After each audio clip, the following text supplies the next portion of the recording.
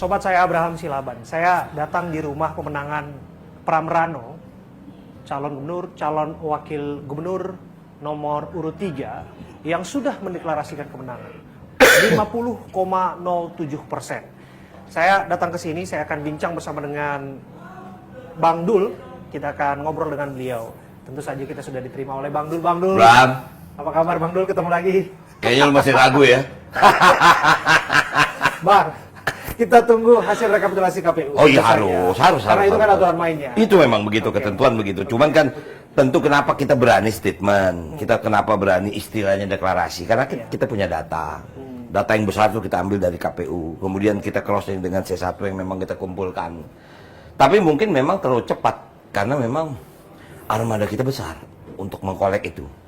Sehingga kita, ya kalaupun berselisih tipis-tipis lah. Cuman nggak tahu kenapa ya Bram. Ini ruangan ini boleh dikatakan ini memang tempat pemenangan siapapun. Maaf, Pak Jokowi pun awalnya di sini. Ini ruangan bersejarah. Iya, artinya tempat berkumpul, tempat rapat. Zaman Pak Jokowi gubernur, presiden, kemudian menuju lagi termasuk Mas Ganjar dari sini. Kemudian ya, makanya ini menjadi sejarah. Tiba-tiba Mas Pram dengan saya harus berpasangan di sebuah medan yang luar biasa. Nah, jadi artinya begitulah singkatnya Bram tempat ini. Gitu. Ini memang tempat sejarah ya. Ya. Kalau disebutkan bahwa Jokowi Ahok 2012 silam dimulai dari tempat ini dan Betul. Bang Dul ada di sana. Betul. Setidaknya terlibat di sana. Bagian ataupun entitas yang tidak terpisahkan dari keluarga besar PDI Perjuangan yang turut untuk menyumbang tenaga pikir untuk menangan waktu itu. Dan hari ini sekitar 12 tahun kemudian 12 justru tahun. Bang Dul yang juga di tempat ini dimotori oleh teman-teman relawan untuk kemudian bertarung, Bang Dul ya. Ya itulah makanya kita ini kan petarung, makanya kalau Mas Pram bilang kita fight gitu kan. Walaupun kita tahu medan peperangan yang kita hadapi bukan medan peperangan yang ringan. Cuman bagaimana kita bisa menang kalau kita ragu? Kita harus punya keyakinan kalau kita menang. Bagaimana cara menangnya? Itu harus kita cari jalannya. Tapi semua kita jalannya konstitusi. Kita selalu diajarkan seperti itu. Pun satu saat memang kita ditentukan kita kalah, kita terima kalah. Silakan Anda memimpin, mudah-mudahan Anda bisa memimpin semua warga Jakarta. Gitu. Saya ngikutin Bang Dul karena saya ke warung garasi ya Bang. Dan di situ ada tokoh-tokoh Betawi yang datang di situ. Dan saya masih mengingat waktu itu bahwa saat-saat itu memang secara polling ya Bang ya masih disebutkan di bawah. Wow. Dan apalagi nama Mas Pram yang baru muncul kan, tidak pernah dalam survei dan lain sebagainya. Bang Dul mau bilang apa dengan raihan? Lepas bahwa Abang yakin dan sudah deklarasi satu putaran. Tapi yang jelas kalau kita lihat ada eskalasi yang cukup luar biasa. Dan Anda setidaknya meraih suara tertinggi. Betul. Versi hitung cepat. Saya nggak tahu ya Bram, saya tidak tahu kenapa saya punya keyakinan ya bahwa kami akan menang. Saya nggak tahu saya punya keyakinan. Saat itu Abang juga bilang ke saya. Saya ya barangkali kalaupun mungkin insya Allah besok saya menang, tapi saya pernah bicara dengan Anda. Berarti saya nggak ngimpi. Berarti memang di saat kita diperintahkan, tentu kita harus punya target kan. Cuman kan kita juga mapping. Waduh, kita cuma sendiri ini ngelawan 14 kan. Bagaimana caranya? Dan Mas Pram sendiri mengakui, aku ini sudah 7 tahun nggak pernah ada di atas panggung. Berarti tugas beratnya ada di kamu. Siap. Asal Mas nggak ragu, saya fight. Kebetulan ini kan kampung sendiri. Itulah makanya saya bilang. Angin-anginnya akan menang nih. Saya masih ingat. Nah, Bram, warung yang Anda kunjungi itu warung aspirasi masyarakat Jakarta. Maaf nih, pun diserentak. Ada yang nanya, Dul, ini kalau lu balik lagi ke birokrasi, lu mau di mana? Masa lu mau di sono aja, lu nggak mau di sini? Ya, gua bilang, gue ini pejuang, gua perintah. Setiap pejuang menunggu perintah. Kalau memang gua harus kembali ke Banten, gua harus kembali ke Banten. Walaupun keinginan gua sebetulnya kasih deh gua kesempatan di sini. Nah, cuman kan untuk begitu kita tidak pernah diajarkan untuk begitu. Kita tunggu siap. Dilalah 2 minggu sebelum artinya prosesnya panjang, mungkin saya udah ulang waktu itu. 2 bulan kemudian saya menjadi anggota ketua DPP. Betul. Selama ini aku cuma sekretaris BKN kan. Kalau nggak salah bidang kebudayaan. namanya. Aku di bidang kebudayaan. Nah, walaupun di bidang kebudayaan, terlibatlah aku dengan persiapan pilkada nasional. Oke. Jadi setiap ketua partai ketua DPP terlibat dalam itu. Oke. Kita menyusun lah Sumatera Utara siapa, Sumatera Selatan siapa, Lampung siapa. Termasuk juga Jakarta. Oke. Iya, karena jadi terpaksa diulang lagi. Berdasarkan survei kami, Jakarta itu cuma ada 2 nama yang surveinya tinggi, Bang Anies sama Ahok. Mas Pram itu cuma 1,1%. Dan Aku cuma 0,9%. bahkan di bawah Mas Pram. Di bawah. Karena memang nggak ada dalam wacana gubernur kan, atau di DKI gitu kan. Nah, tapi begitu sudah menjadi bagian perintah. Oke. Dan kemudian saya bersyukur saya punya tempat bisa dijadikan satu tempat bersosialisasi. Di situ juga ada harapan. Waktu itu kan Ada tokoh-tokoh yang datang. ada tokoh-tokoh ya. Waktu Tokoh-tokoh- yang Abraham ketemu mungkin itu tokoh-tokoh sebagian Betawi. tokoh-tokoh Betawi. Tapi Iya. sebelumnya banyak. Ada kalangan mahasiswa juga Ya, yang datang kalangan waktu mahasiswa. itu. Karena memang Seniman, tempatku ini agak menjadi aneh, menjadi apa ya. Aku suka ya diskusi. Mungkin bicara soal film, kadang-kadang aku kasih workshop tentang bagaimana membuat sebuah program. Singkatnya seperti itu. Oke. Ada harapan gitu. No, ini masa sih harus ketemu kota kosong Jakarta?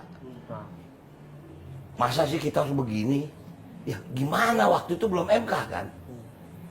Nah, begitu putusan MK, masih juga diusahakan oleh DPR melalui Balik. iya. Mau keluar tentang undang-undang pilkada, anak-anak kita udah gak sabar kan? Turunlah mereka, aduh kita berdoa jangan sampai terjadi. Abang mau bilang bahwa ini semua jangan-jangan jalur langitan. 90% iya. Oh.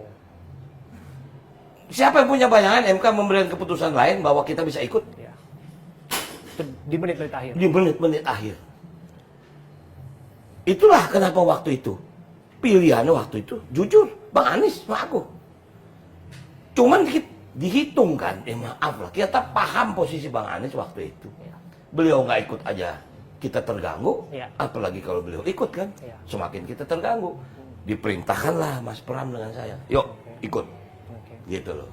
Oke, luar biasa. Dan pada akhirnya campaign dan raihan suara setidaknya hampir seluruh lembaga survei Betul. itu menomor satukan secara perolehan adalah Mas Pram dan Bang Dul. Dan kemudian apakah ini 1 putaran ataupun 2 putaran, yang jelas sudah deklarasi, kita tetap taat asas terhadap Harus penghitungan kita itu dan betul. dikawal bersama tentu saja. Semua kita kawal. Oke. Tapi Kita lepas kawal. dari itu Bang, Ya. cerita sedikit Bang, ini pengalaman Abang campaign. Ini kalau saya bilang nih, ini fotonya so iye-nya Bang. Jarang lu pakai jas lu bayangin. Aku bilang so iya karena aku jarang lihat Abang. Kita foto jarang pakai jas, biasa pakai sendal jepit di rumah kan, tiba-tiba Bang bawa jas, bawa ini, ngapain sih, buat ini, buat itu, buat itu.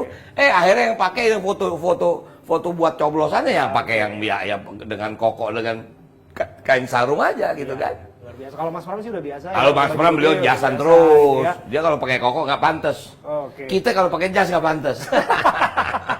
Oke, nah ini foto lagi. Nah, ini kita Bapak nonton Dinas. bola nih. Waktu itu PSSI lah. Kita nonton waktu itu. Oke, nonton Persija juga. Bukan, Pernah kalau waktu nggak salah, ini PSSI nih. Ya, Ya, ini PSSI. Tapi ada nonton bareng. Oh juga kalau iya, nggak salah ada Persija juga nonton ya? bareng Persija juga. Nah, kemudian waktu ini saya berkunjung ke Pak JK. Ini cerita asik. Ceritain Bang. Jakarta macet total, aku naik ojek. Bener. Bang Dul naik ojek. Tunggu. Abang cerita ke kita. Jadi aku dari rumah, itu jalan Lebak Bulus Fatmawati, nggak berhenti 1,5 jam. Telepon, kirim motor. Naik motor, akhirnya aku naik ojek. Jadi aku nyampe rumah dulu, mobil kira 1 jam, udah kelar acara baru nyampe. Kalau kan udah janji sama Pak JK setengah 8. Terus kata Pak JK apa waktu Wah, itu? beliau ketawa, emang dasar supir oplet katanya. Saya bilang, Bang Mama Dul. apa, ini macet total. Iya, saya tahu, saya dengar. Tapi artinya ya begitulah, beliau mengapresiasi walaupun ya usaha kami, kita sowan kepada yang lebih senior itu wajar ya kan. Ya kita minta bahasanya apa, kita lapor. Maka itu waktu itu Pak JK bilang, ya sama Mas Pram, Jakarta tuh cuma 3 katanya. 1 adalah macet, 2 banjir, ketiga kemiskinan kota. Udah, itu intinya, yang lain bisa diselesaikan. Bang, Abang memang saya lihat rajin banget sowan. Abang tuh sowan ke Bang Yos, sowan ke Bang Foke, sowan ke Pak Ahok tentu juga. Dan terakhir, ini yang di menit terakhir, itu sowan ke Anies. Ya. Anies Baswedan. Dan ada analisis juga yang mengatakan bahwa eskalasi suara itu justru ketika kemudian Pak Anies memberikan dukungan kepada Mas Pram dan Bang Dul. Ya. Ini bagaimana ceritanya, Bang? Sebetulnya ada lagi yang saya sowan. 2007 saya sowan karena almarhum Ali Sadikin sebelum beliau meninggal. Oh. Jadi sebetulnya saya masuk di politik Jakarta ini 2007, waktu itu Pilkada DKI 2007. Itu yang membuat saya masuk dalam dunia politik. Jadi artinya bahkan apa yang kata Bang Ali waktu itu ceritain? Saya minta maaf, sampai hari ini saya cari. Dia memberikan saya blueprint tentang perencanaan Jakarta. Enggak ketemu, jujur, udah 97. Ini abang nggak pernah buka ke publik? Saya belum pernah buka. Ini pertama kali. Dan saya bisa buktikan, saya punya majalah bahwa saya pernah berkunjung ke Bang Ali. Bahkan saya bikin majalah itu sendiri khusus. Tapi jujur sampai hari ini saya cari blueprint. Dia bilang inilah blueprint Jakarta. Nah makanya kenapa waktu itu saya ketemu Bang Yos. Bang Yos secara historis sebelum dia jadi gubernur Jakarta, aku yang mengatur, aku yang mengantar beliau Panglima waktu itu Pangdam DKI, pindah dari rumah dinas Pangdam ke rumah dinas gubernur, keluarga Sidul yang mengantar. Anda boleh tanya, Bang Yos itu saya memilih namanya, karena waktu itu dia tanya, Dul, aku jenengnya siapa ya? Apa pakai Bang Yoso? Jangan, Bang Yoso nggak cocok kalau Betawi. Pakai Bang Yos aja. Oh, Bang Yos pantas. Artinya itu yang aku kasih. Luar biasa, eksklusif. Ternyata penyebutan nama Bang Yos adalah Bang Dul sendiri. Selama ini kita panggil Bang Yos. Nah, terungkap. Ya, kemudian kalau sama Bang Fauzi juga begitu. Nah, 2007 sebetulnya aku sudah diminta menjadi wakilnya Bang Fauzi waktu itu.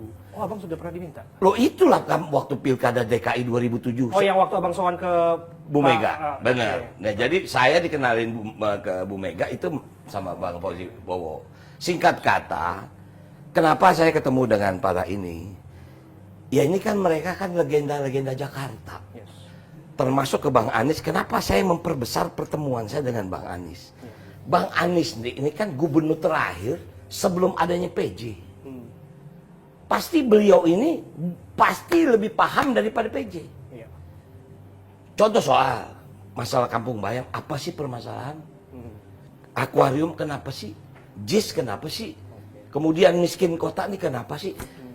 Nah itu kan kita artinya bukan berarti kita yakin kita akan maju menjadi di Jakarta. Iya. Tapi kan saya katakan kita preparation sebelum kalau kita ini. Jangan kita sudah dilantik baru kita tanya, telat. Karena apa telat? APBD DKI sudah diketuk. Persis. Gitu loh. Persis. Nah jadi artinya, kalaupun saya selalu sowan kepada senior, itu bukan hanya dalam dunia politik, tapi dalam dunia kesenian, saya juga selalu begitu. Oh emang itu caranya Bang Dul? Saya suka baca autobiografi, saya kenal Dick Gelael, saya kenal Bob Sadino, saya kenal, ya maaf, bahkan kalau saya boleh nyebut yang namanya Pak Hairul Tanjung itu teman SMP saya. Ya, artinya diskusi, Bang gimana ini bisa begini? Karena pasti mereka punya pengalaman yang jauh lebih hebat dari kita. Nah, begitulah Jakarta dibangun sama-sama. Luar biasa. Wow, luar biasa Bang Dul. Bang Dul, kita boleh sambil jalan ya? Ayo dong, silakan. Oke. Kita coba lihat lagi, ini ada foto-foto. Sambil saya nanti akan tanya Bang, apa kira-kira dibalik alasan dari Pak Anies, pembicaraan-pembicaraan Bang Dul yang membuat Pak Anies itu akhirnya yakin untuk memberikan dukungan kepada Bang Dul?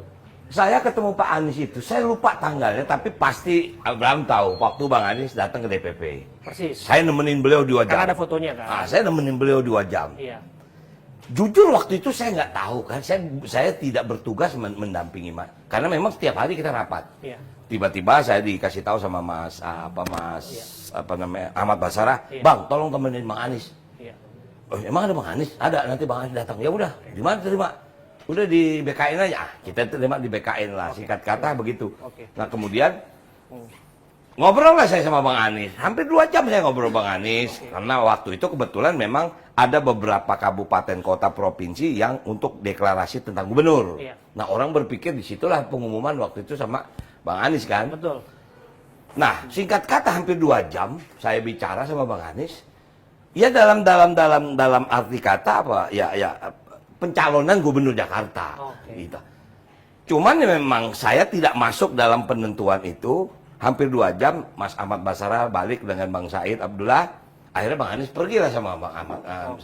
Udah selesai tugas saya, selesai menemani. Tapi artinya saya merasa dalam 2 jam itu saya ya Bang Anies bilang, Bang gimana kalau memang kita jodoh saya bilang saya siap Bang. Oke. Abang nggak ada masalah jadi wakil, nggak apa-apa buat saya, apa sih gitu kan. Nah jadi singkat kata, itu yang membuat saya yakin masih ada ikatan komunikasi yang terjalin, pasti. yang belum selesai antara Bener. Abang dan Pak Anies. Bang Anies, makanya. Dan kemudian dilanjutkanlah. Dilanjutkanlah, makanya walaupun untuk ketemu beliau itu kan cari momen, ya kan. Siapa yang hubungin Abang? Hubungin. Tentu kita masing-masing. Nah, jujur saya menghubungi Bang Anies melalui bukan langsung ke Bang Anies. Saya sampai hari ini, baru hari ini saya punya nomor telepon dia. Oke. Saya jujur dibantu oleh sahabat lama saya yang namanya Ges Khalifah. Oh, teman ternyata. Ternyata itu teman saya waktu NBA main bola. Oh, oke. Gitu loh. Makanya waktu itu saya ketemu sama dia, sama Ges, gue bilang, Ges lu bantuin gue dong, gue mau ketemu Bang Anies. Ya entar gue coba gue ngomong lu sama dia. Oke. Ya gue mau ngobrol-ngobrol aja, mau ngelanjutin yang kemarin. Ya udah singkat kata seperti itulah. Terjadilah. Bang, Terjadi, ya. yang di depan layar sudah kita dengar. Oke. Tapi apa yang tidak kita ketahui? Deal-deal politik. Karena kita tahu politik itu tidak gratis. Politik itu selalu ada kepentingan lain sebagainya. Cerita kepada kami, Bang. Soal apa? Soal pembicaraan di balik layar dengan Pak Anies. Sehingga Anies mau bantu. Betul. Kita lanjutkan program dia. Itu deal kita. Oke. Hanya serta-merta soal Iya. deal, soal program. Betul. Nggak ada soal urusan No. politik. di belakang, Makanya segala kenapa macam. saya ke Ancol? Kenapa saya lihat pembangunan Masjid Apung Ancol? Oke. Itu program Bang Anies. Saya berkunjung ke tempat yang rencana akan dibangun Museum Rasulullah. Itu memang lahan Pemda, tapi programnya adalah Dewan Masjid yang dipimpin oleh Pak JK. Nah ini ada kerjasamanya dengan negeri Saudi. Artinya Pemda DKI cuma menyediakan lahan. Nah untuk apakah ini berlanjut atau tidak, itu nanti kita pasti akan melanjutkan lagi.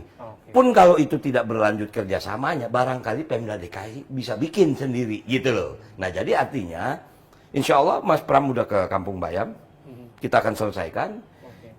Kita juga sudah ketemu dengan komunitas Kampung Akuarium. Kemudian termasuk anak-anak Jack bertanya tentang bagaimana ini Persija. Nah artinya itu kan bagian yang juga harus kita pikirkan. Nah jadi tidak ada sesuatu kecuali memang kita berjanji melanjutkan program yang memang butuh Jakarta lakukan, dan tentu kita juga punya program yang lain gitu. Bang. Ya. Hebat banget nih kalau kita lihat foto-foto di sini ya Bang. Ya. Ini kalau Bang Dul nih, ini foto orang BKN.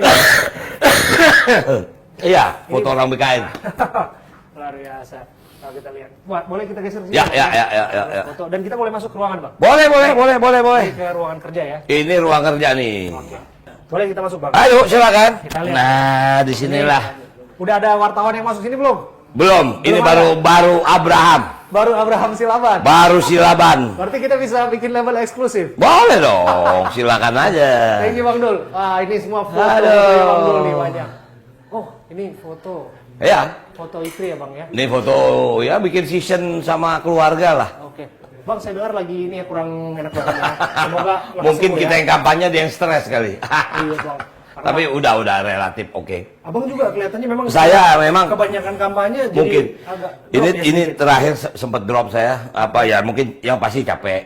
Kemudian batuknya nggak berhenti. Kalau batuk nih ini saya sampai ketarik gitu loh. Tapi oke silakan yuk. Oke, terima kasih ya Bang ya. Kalau kita diundang ke sini. Oke. Nah, inilah Bang Dul. Ya. Nah, kita sambil duduk Bang. Oke. Bang. Aku baru nanya yang serius-serius. Ya, boleh. Bang Dul, gini. Abang kan sudah deklarasi kemenangan. Ya. Dan tentu kita juga menjadikan rujukan-rujukan hitung cepat itu sebagai pegangan. Betul. Ada yang mengatakan betul setidaknya memang raihan Abang tertinggi dan itu satu putaran. Ya. Tapi ada juga hitung cepat yang mengatakan itu 2 putaran. Ya. Dan bahkan ditambah lagi bahwa dari pihaknya RK Susono mengatakan bahwa ini 2 putaran atau paling tidak tunggu hasil KPU. Ya.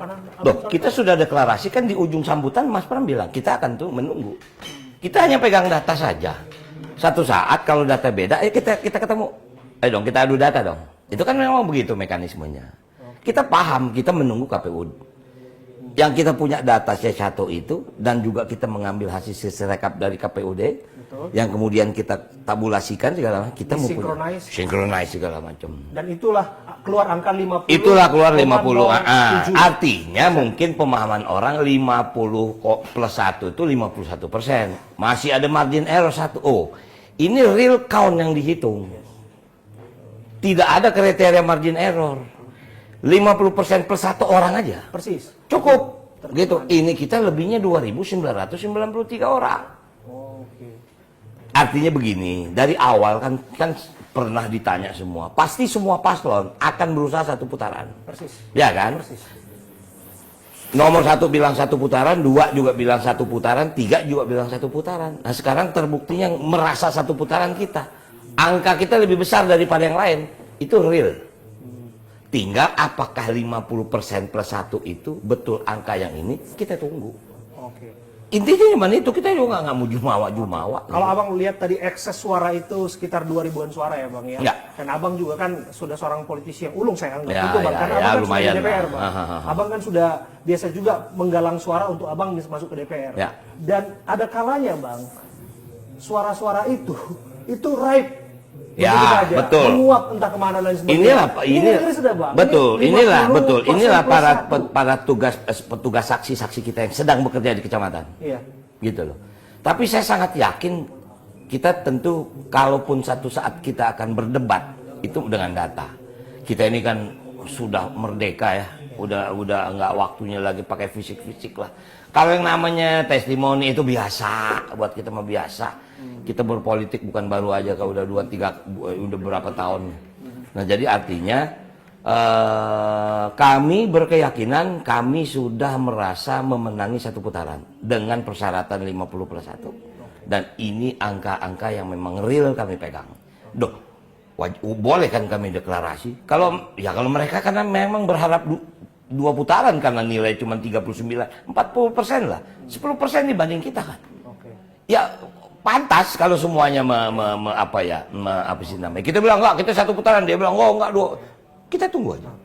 Berarti nanti kita tetap akan kawal ya bang. Kami Kita juga akan kawal tuh. Ya, Rekapitulasi berjenjang betul, dan tingkat betul. kecamatan ya bang. Betul, ya. betul. Nanti akan sampai kemudian ke level provinsi untuk kemudian melihat bagaimana hasil. Betul.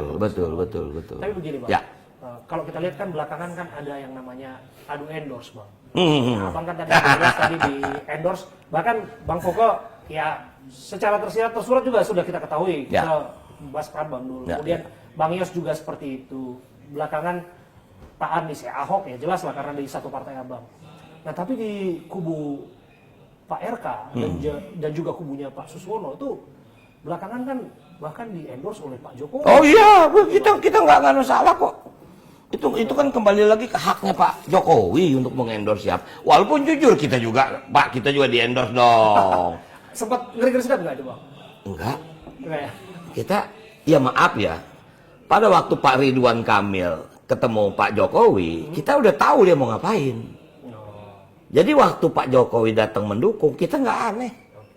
Cuman sebetulnya kita juga jujur, Pak dukung kita juga dong Pak. Biar gimana kan kita pernah jadi saudara.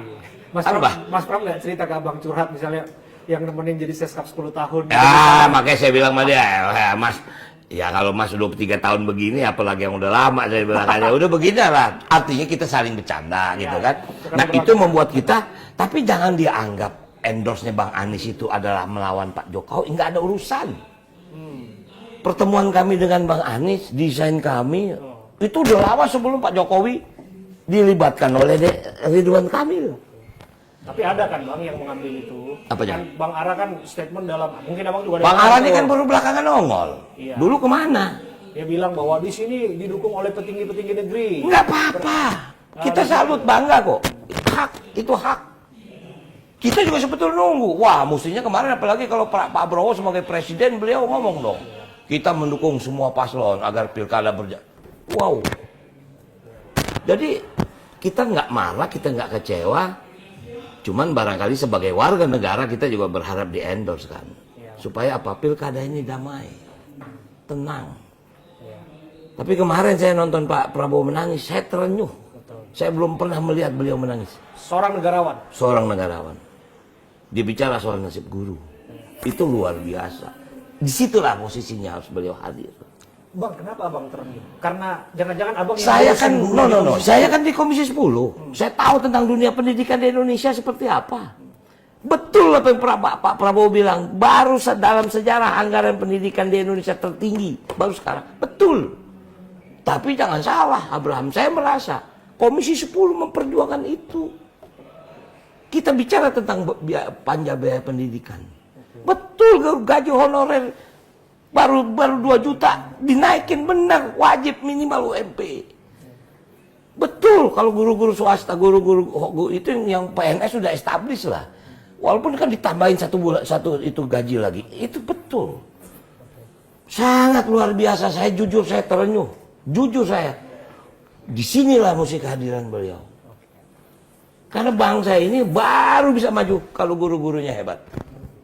Luar biasa. Dan itu juga yang abang usung dalam kemudian kerja abang, Ya, andai kata memang betul. Saya berharap, surat tentang diri betul, itu, saya abang berharap menjadi nomor ini, 2 di Jakarta. betul, saya berharap ini, tentu pemerintah pusat akan fokus membangun dunia pendidikan Indonesia. Saya mendengar infrastruktur, anggaran infrastruktur untuk semua bangunan itu luar biasa. Benar. Ya jangan kita ukur Jakarta dong. Kita ukurlah dari NTT, NTB. Ada sekolah yang masih pakai gedek. Masih kayak film-film yang kemarin kita lihat apa tuh film aku jadi lupa sih, film yang syuting di Bangka Belitung itu loh. Oh, Laskar Pelangi. Laskar Pelangi. Ya sih ada sekolah kayak gitu, Bram. Masa mau begini sementara udah high teknologi. Gimana kita mau ngejar komputer kalau sarananya nggak ada? Nah, jadi artinya pada posisi-posisi itu negara harus hadir. Pilkada ini udah milik masyarakat, biarin aja. Kita akan patuh, walaupun kita berusaha, kita akan menang satu putaran berdasarkan data yang kita punya. Tapi kita juga menunggu resminya dari KPUD. Andai kata bang, bahwa itu tidak sesuai dengan ekspektasi, bahwa harus diulang 2 putaran. Bang dulu mau bilang apa? 3 putaran saya yakin saya menang.